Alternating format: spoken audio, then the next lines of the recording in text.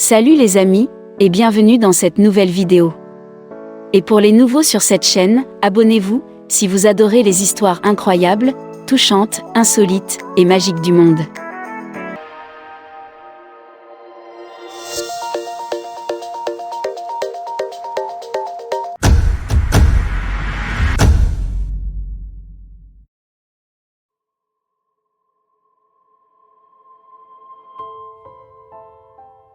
Si vous deviez énumérer vos aspects préférés de la parentalité, enseigner la mort à un enfant ne figurerait probablement pas dans votre top 10. C'est parce que la mort est un sujet tellement douloureux, même pour les adultes. Mais les experts en parentalité nous rappellent que les enfants de presque tous les âges ont vu une forme de mort et devraient se sentir libres d'en parler. Donner à votre enfant des informations sur la mort peut le préparer aux crises et l'aider à faire face à la perte et au deuil. Quoi dire et quand le dire ont beaucoup à voir avec leur stade de développement. Ce que cet enfant a dit en pleurs sur la tombe de sa mère vous fera pleurer. Un enfant est allé dans un cimetière et a jeté son cartable sur la tombe de sa mère et a dit avec émotion en larmes « Si tu as assez dormi, réveille-toi, viens avec moi et donne une réponse à mon professeur qui dit que ta mère est très négligente, elle t'envoie à l'école sans boîte à lunch, elle ne t'habille même pas correctement et ne te fait pas non plus faire tes devoirs. La vie sans mère est douloureuse. Que la mort ne vous éloigne jamais de vos enfants au nom de Jésus. Si vous avez aimé cette histoire, vous allez sûrement aimer celle-ci. L'émouvante photo d'un petit garçon ukrainien à côté de la tombe de sa mère. Ce cliché du photographe de l'agence américaine Associated Press, Rodrigo Abede, illustre d'un réalisme froid et douloureux toute l'ampleur de la guerre en Ukraine. Cette triste photo, devenue virale sur les réseaux sociaux, montre un enfant aux côtés d'un petit monticule de terre surmonté d'une croix de fortune, la tombe de sa mère. Cette scène tragique a été immortalisée à Kiev par le photographe d'AP, Rodrigo Abede. La journaliste ukrainienne Anastasia Lapatina l'a partagée sur Twitter. Sa publication comptabilise à ce stade près de 23 000 retweets et plus de 80 000 j'aime. De nombreux comptes officiels ukrainiens ont également relayé cette photo, dont des membres des ministères de l'Intérieur et de la Défense et des titres de la presse nationale. Un garçon de 6 ans se tient aux côtés de la tombe de sa mère, enterrée dans son jardin, dans l'oblast de Kiev, a écrit Anastasia Lapatina, en légende. Les circonstances du décès de cette femme ne sont pas connues. Combien d'autres enfants devront pleurer leur mère avant que nous ayons des armes lourdes ? Une photo de Bucha, qui souffre depuis longtemps, près de Kiev, s'est répandue sur les réseaux sociaux. Un petit garçon a apporté de la nourriture sur la tombe de sa mère, qui a été enterrée dans la cour d'un immeuble. La famille de l'enfant a passé plusieurs jours dans le sous-sol, se cachant des bombardements russes.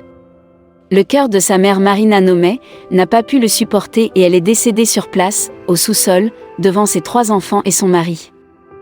Nounou de 33 ans d'un jardin d'enfants privé à Bucha, Marina Nomé, avec son mari et ses 3 enfants, a vécu plusieurs jours dans le sous-sol d'un immeuble de la rue Vodoprovodneia.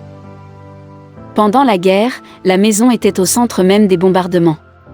À proximité se trouve la rue Vokzalneia, où les batailles les plus fortes ont eu lieu. C'est là qu'est resté l'équipement ennemi cassé, la photo à partir de laquelle les médias mondiaux ont déjà tourné. Des Kadyrovites et des soldats russes étaient stationnés dans cette zone. Il y avait des bombardements constants. Les habitants ont été contraints de se cacher. Bien sûr, il faisait froid et humide au sous-sol. La communication avec Marina a disparu début mars. Avant cela, il était encore possible de sortir et d'attraper une sorte de filet.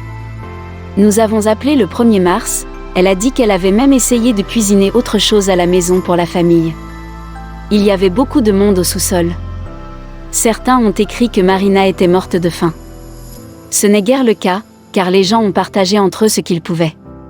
Très probablement, le cœur de Marina ne pouvait tout simplement pas supporter cette horreur, a déclaré à Obozrevatel la directrice du jardin d'enfants, Ilona.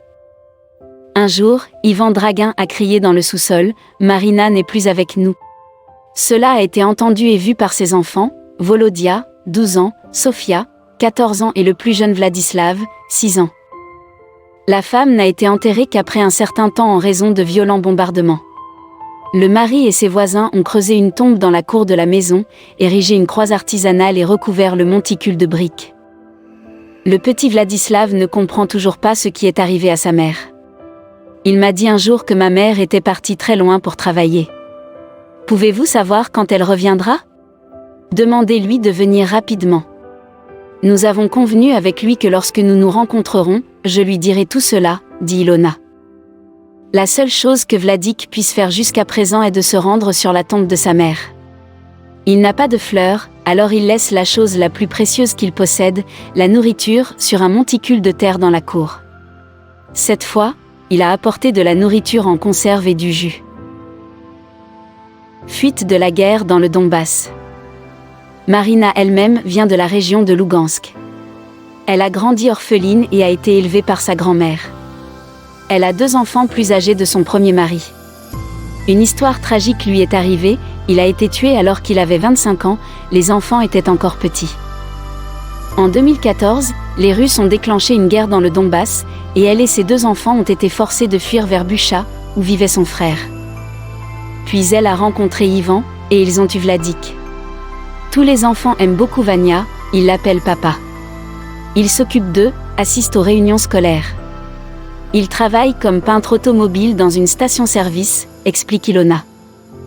Les parents d'Ivan vivent à l'Est, dans le territoire temporairement occupé. Il n'a même pas pu y aller pour les funérailles de son père lorsque le coronavirus a frappé. Les terroristes ne les ont pas laissés entrer sur ce territoire, ils ont exigé la vaccination Sputnik V. Maintenant que les enfants sont avec Ivan, ils sont tous pressés par la mort de Marina. Si vous avez aimé l'histoire, laissez un pouce bleu à la vidéo, et surtout partagez avec vos amis et votre entourage.